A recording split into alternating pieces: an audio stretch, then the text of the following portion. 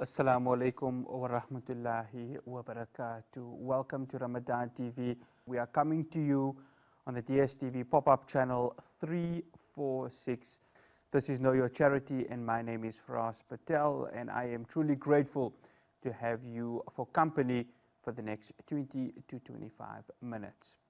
Today we are talking about the Jabulani Learning and Feeding Center.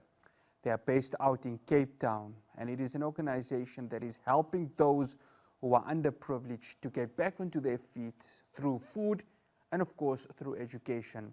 Because with those two tools, we are able to build a nation right here in South Africa. So joining me from Cape Town via Zoom, I have Sister Salama Davids to give us a brief history and the ongoing work that is happening in Jabulani. Sister Salama, Assalamu alaikum wa rahmatullahi wa barakatuh, and shukran so much for joining us.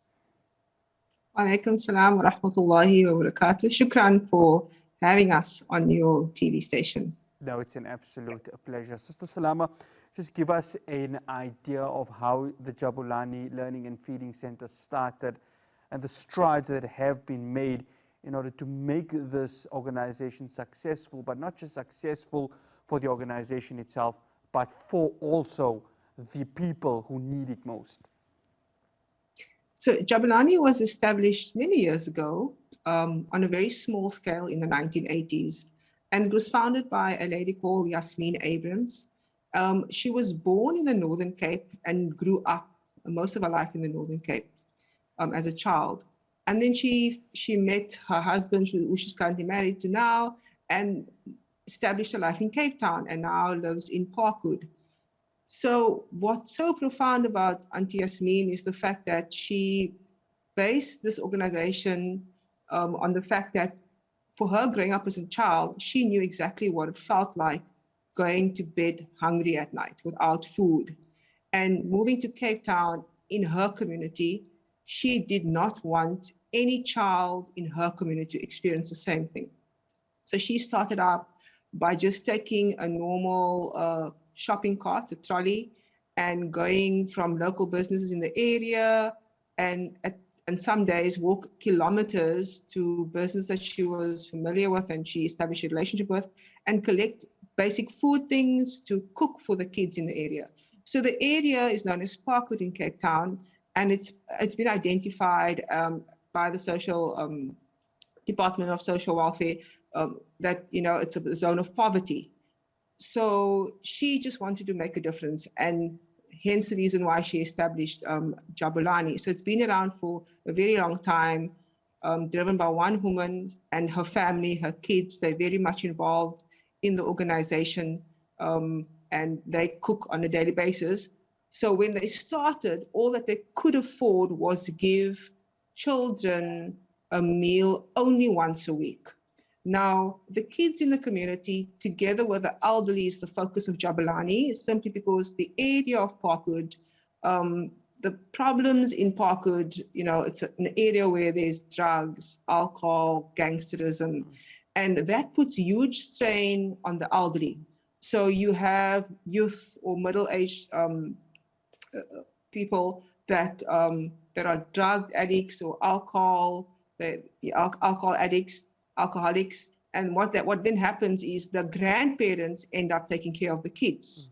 They then have to use their pension money and they not only feed their own grandchildren, but also the neighbors' kids. We have 13-year-olds, 12-year-olds walking around with toddlers, but it's not their toddlers. It is toddlers that belongs to the neighbor who is sleeping because of alcohol and drugs. So the strain on the community is not only the lack of food, but it's a lack of education, because the kid that's taking care of a toddler can't go to school. There are kids that don't have birth certificates. And Auntie Yasmin, she literally is the mother of Parkwood. If she knows about a child that doesn't have a birth certificate to register for school grade R, she would make sure that a birth certificate is arranged with the Department of Home Affairs. Sometimes there are agents that come to the organization that would advise and assist of how to go about getting a birth certificate. She would go to the local schools in the area, try and get the child registered. She will get the child school clothing, stationery. So it's beyond just the feeding of food, it's the feeding of education to the mind, to the heart. And she does it all through her soul. She also has established a madrasa, and it's always been a dream of hers, simply because Auntie Yasmin grew up in the Northern Cape, but she was born a Roman Catholic and then embraced Islam. So her journey is extremely, her story is really profound. I mean, one day, come and meet her wherever you are in South Africa. Come and pop in and come and meet her. She has an amazing story to tell, and how Allah invited her to the Deen of Islam. And now all she does every single day is serve mankind, all for the sake of Allah. Inshallah. I mean, and listening to that story, Sister Salama, you get an idea that, as you mentioned about Auntie Yasmin, her life experience, she took that and she said, never again for another human being, never again for another person who's suffering in poverty. And that is inspiring, isn't it? And by you working with her every day, you get to see how people's lives can be changed. 100%. So she's been doing this for a very long time. She's involved her whole family. So her daughter Aisha, she heads up the kitchen. Muhammad, he's the facilities manager, always making sure that the facility is sorted out. So they started many years ago with a 6-meter container. If you walk into Jabulani now, there are multiple containers, but you won't even know that you're in a container. It's a well-equipped kitchen. There's a madrasa that runs from the premises called Darussaad Institute. They provide a daily madrasa for kids coming from school. Then in the morning, there's a Hifz Academy. There is on Wednesday mornings, we have the ladies' classes, and there's also higher learning classes. So there's constant movement at the center. If it's not feeding of food, it's feeding the mind. We also have for the past 2 years, it's been very tough with COVID hitting us, but Jabulani never stood still. So we had to come up with very innovative ideas to become self-sustainable, because COVID affected everybody.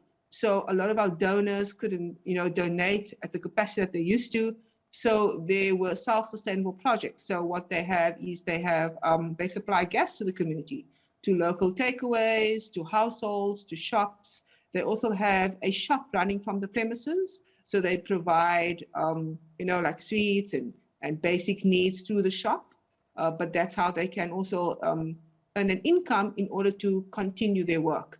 They also have a little outlet where you can rent retail space. If you're a small business and you need a space to operate on a daily business, you can rent the space from them. So we're always coming up with innovative ideas, because we know we can't always rely on our donors and donations, because people's financial situation changes all the time. But the main focus is to never stop the work of continue to feed the youth, continue to support the elderly in the community, and to continue to educate, because only through education can we make a change in any community. As South Africans, we've all been traumatized, and we don't always want to speak about apartheid, but psychologically it has affected us and still is affecting us. But the only way we can change that is to change people's way of thinking, and that is through education. And that is what we provide. What we also provide to the elderly is a support as far as they come to the center, and we create little activities for them so they can be in a different space, in a happier space, because they come from a very stressful space. So it's alhamdulillah, Jabulani has been doing wonderful work.